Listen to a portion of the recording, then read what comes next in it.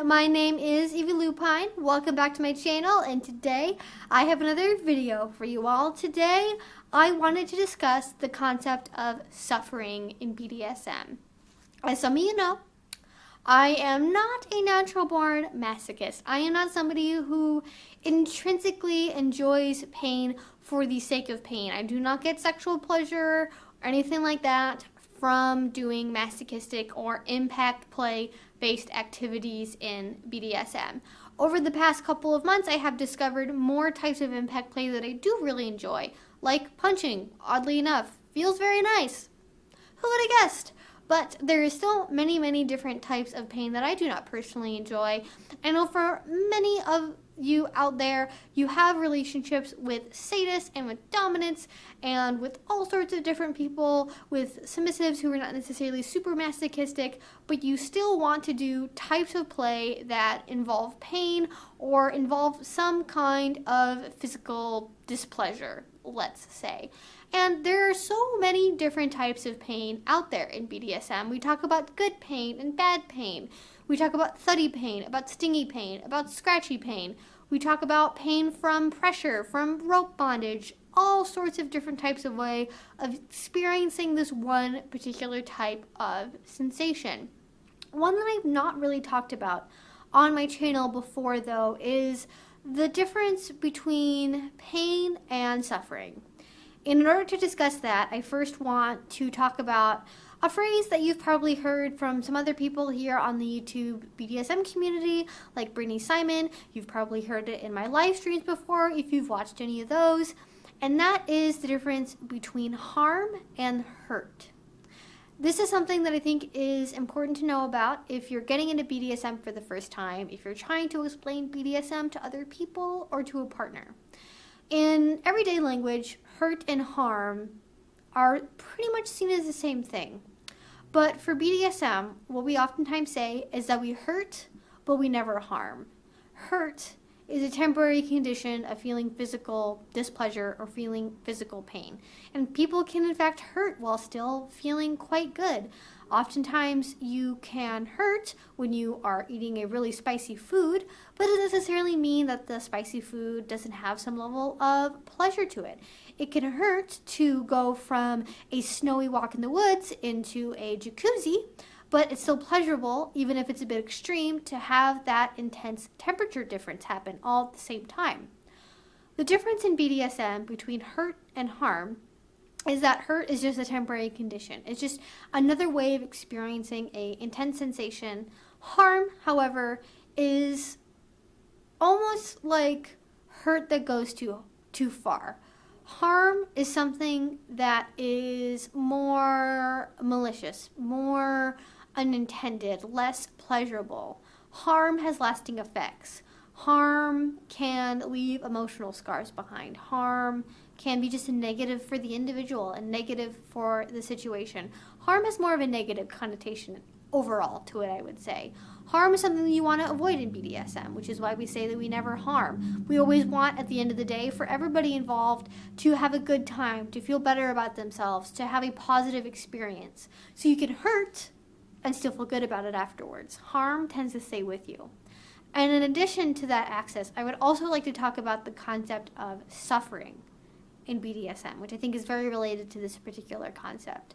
And it's one that I've kind of been working on for a while, because as somebody who is not a masochist, but oftentimes finds herself playing with sadistic partners, or who has a lot of masochistic friends, and all of that kind of stuff, I still want to be able to do impact play with my partner. I still want to be able to experience impact play, experiencing pain, even if I don't necessarily get anything directly out of it because of the pain sensation. And that's where I came up with sort of the difference between suffering and pain. At least for me, suffering, in the context of doing it within a consensual negotiated BDSM relationship or a consensual negotiated BDSM scene, is when you engage in activities that cause you hurt or cause you pain, but that you don't necessarily experience a direct pleasure from. It's about being able, more than just the pain itself, being able to give something to your partner who is a sadist or a master or a dominant, somebody who has fuel off of your experience and they enjoy it. And the reason why you do it is not necessarily because you like it, but because you like that your partner likes it, which is sort of a weird thing. And I can understand if people are sort of like, that's kind of a weird gray area for consent, and that's kind of like a strange thing. Why would you do that? I totally get it. And I think it might be a little bit difficult to understand unless you're somebody who is maybe more service oriented or somebody who enjoys giving their partner pleasure, even if it means that maybe they don't always get fully what they want. This is sort of that concept taken up to the nth degree. Like, I would say I'm suffering for my partner when I walk in painful ballet boots. I don't intrinsically find walking in ballet boots pleasurable. It hurts my feet. The training is difficult.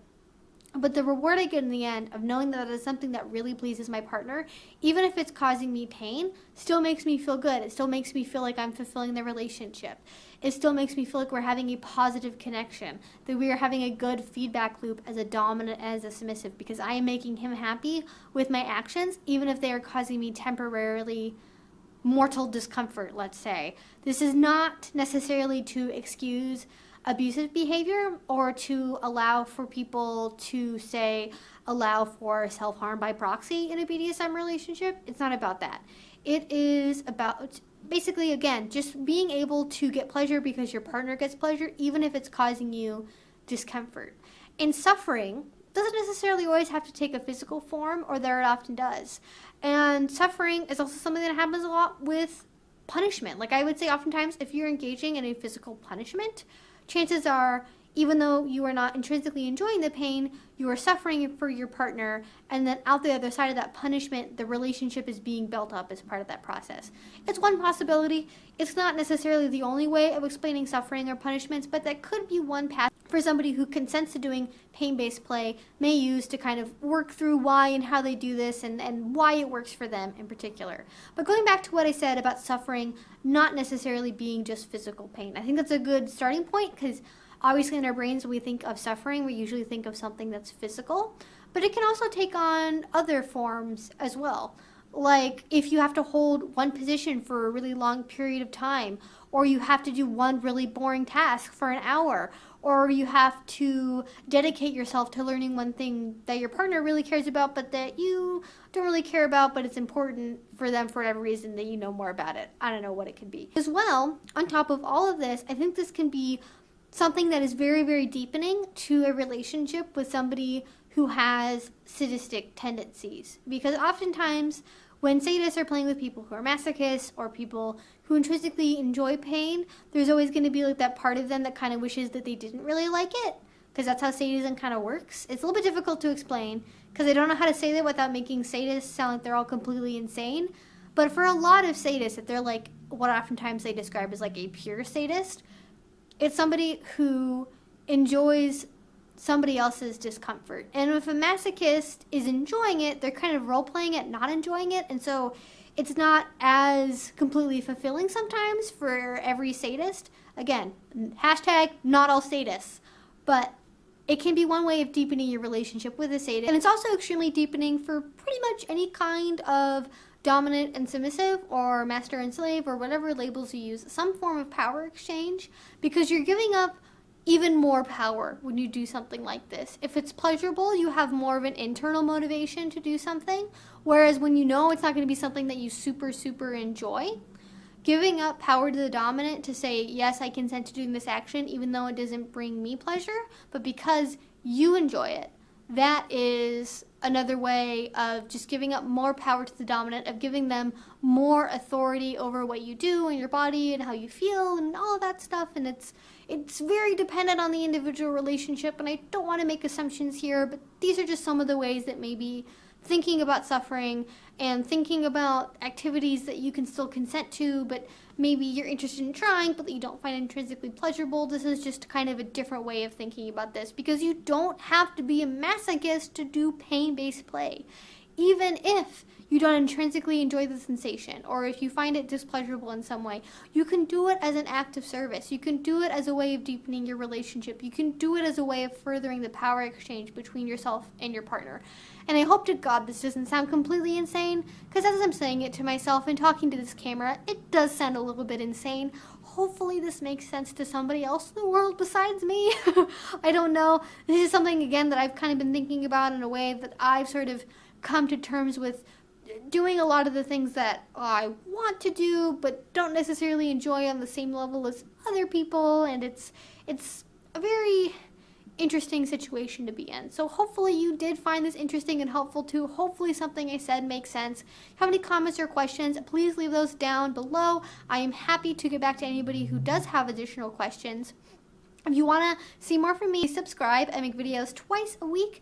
And if you really like this video and you want to support my channel, the best place to do that is over on Patreon. That is what makes these videos possible. Without your support, I would not be able to do what I'm currently doing. Thank you so much. If you do already support me, it means the absolute world. And if you don't, check it out. There's lots of cool perks and rewards and extra exclusive content. If that is something that interests you, I'm happy to provide it. And until I see you guys next time, I hope you have a great rest of your day and a great rest of your week. Bye-bye.